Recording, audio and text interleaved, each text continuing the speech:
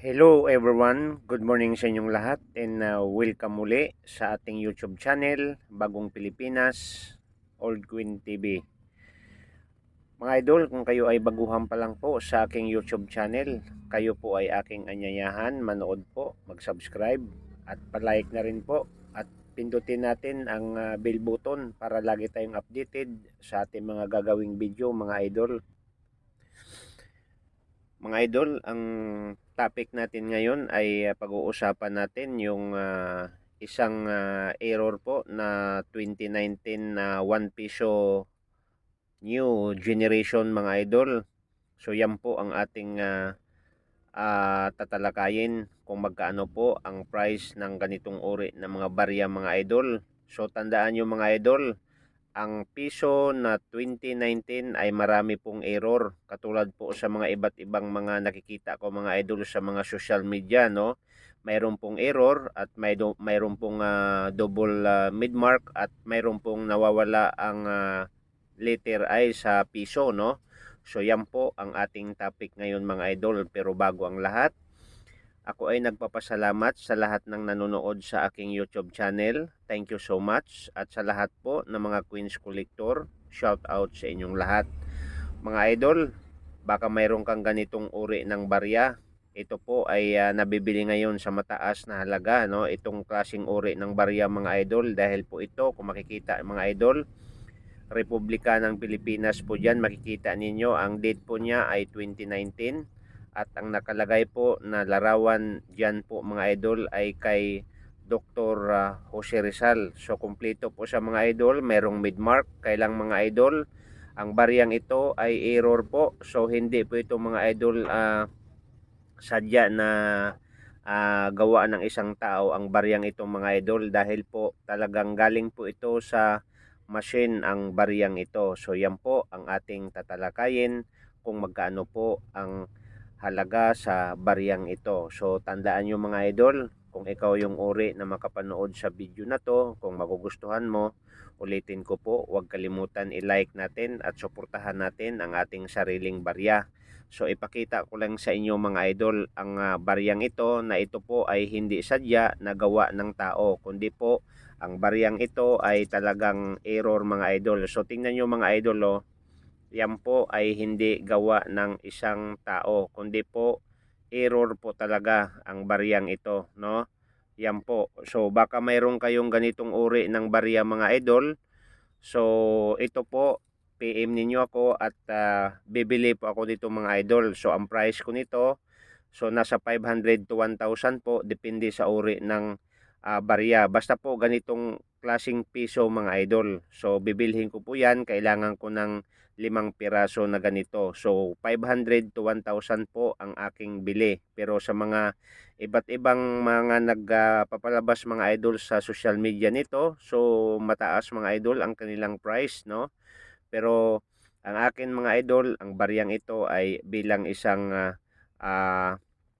collectibles lang po. So go na tayo mga idol, atin ang pag-uusapan kung magkaano ba at itong barya na to kung saan po, no. So ang baryang ito mga idol, 2019 Philippine 1 piso coins, no. New generation, issue po Philippines, period po Republic of the Philippines 1946 dated. Ang year po niya mga idol ay 2019. Value po 1 piso coins. Composition po nickel plated steel. And ang kanya pong bigat mga idol ay 6.00 grams at ang kanyang diameter ay 23 millimeter. So ang kanyang thickness po mga idol ay nasa 20.5 millimeter. So yan po ang description sa baryang ito. So ang kanyang mintage mga idol, nasa 10% lang po ang kanyang mintage sa kabuuan po sa kanyang mintage sa baryang ito. Nasa around 10 million mintage lang po ang gawa sa gaytong uri ng barya, no. So dalawang beses mga idol sa 2019, dalawang beses po silang naglabas ng ganitong uri ng barya, no. Okay, so mayroon po, no, mayroong midmark, no, and mayroon din pong mga error. So abangan po nyo mga idol ang bariyang ito. So alam nyo mga idol, hindi po ito gawa-gawa dahil po kung bibisitahin nyo mga idol sa ACCOM PH, so ito po ay nabibili sa halaga ng dollars is $5.60 po, no? Okay, so yan po ang bilihan nila, no? At doon po mga idol sa eBay, PH, ito po ay nabibili sa 445. Depende po sa klase sa inyong barya. Pero po, ang price na yan ay hindi po yan error, no?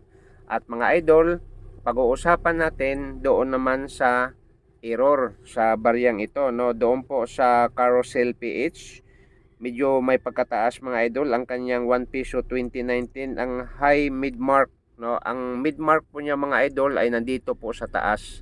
Tandaan nyo mga idol, ang regular po na mid-mark ng 2019 ay katapat po sa pangalan ni Dr. Jose Rizal. Kaya lang po, yung mid-mark ay nandito sa taas. So, ang kanilang bintahan o bili mga idol, nabibili po siya mga idol ng 2,000 po ang isang piraso sa high mid-mark, no? At yung isa naman mga idol, doon din po sa Carousel PH, ang 1 piso 2019 na double mid-mark and error, no? Mataas mga idol ang kanilang price. Tandaan po nyo, pwede nyo i-search yan mga idol sa Carousel PH. And ang price nila mga idol sa double mid-mark, no? High. Tapos error pa siya mga idol, 2019 nasa 550,000. So ang laki mga idol, no? Baka mayroon kayong 2019 na piso na error, no? Tingnan po ninyo maigi mga idol dahil po ang baryang ito ay hinahanap na rin po sa mga iba't ibang nangungulikta ng mga barya. So sa akin mga idol, baka mayroon kayong ganitong uri ng klaseng barya, 5 lang po ang kailangan ko. So 500 to 1,000 ang aking bili mga idol. So depende po sa klase sa inyong barya. So maraming salamat po at sana po nagustuhan ninyo ang aking video at huwag kalimutan mga idol, suportahan natin ang ating pambansang bayani, no? Dr. Jose Rizal. Nakalagay po siya sa 1 piso 2019. So thank you so much at ulitin ko po, pa-like lang po at pa-subscribe at huwag kalimutan pakipindot po ang bell button para lagi tayong updated sa ating mga gagawing video mga idol. Thank you so much and God bless. See you the next video.